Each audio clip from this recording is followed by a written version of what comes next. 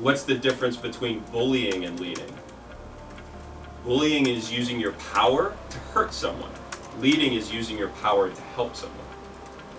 Right? It's the same thing. Intention becomes the big difference between manipulation and leadership. And that's our greatest strengths are our greatest weaknesses. With power comes great responsibility. Do we modify each other's behaviors? Are you all behavior change experts?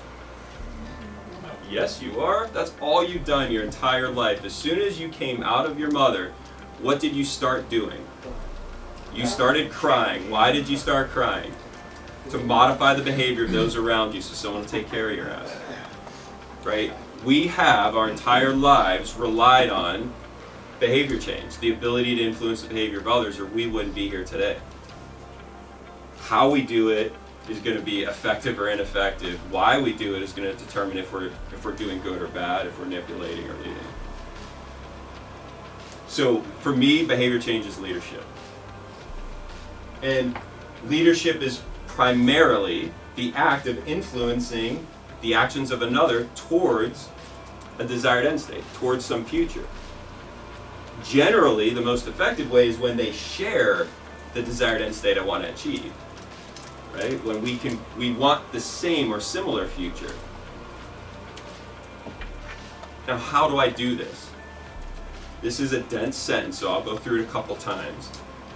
Leaders change the actions of others by influencing their choices through modifying their perception of their environment. 3 parts to this.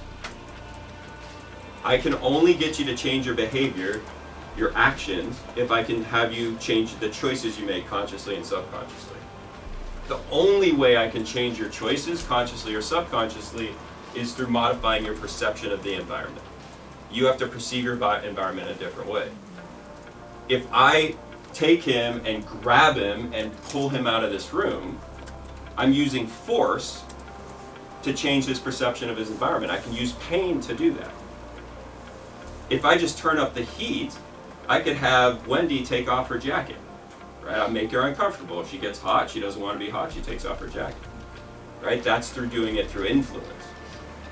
So influence through force, it doesn't matter. It's the same thing. I change your perception of your environment. You decide to make a different choice consciously or subconsciously. Your actions change. That's how leadership works at the most fundamental level. There's all sorts of ways to do that, but that's the fundamental piece. Any questions with this?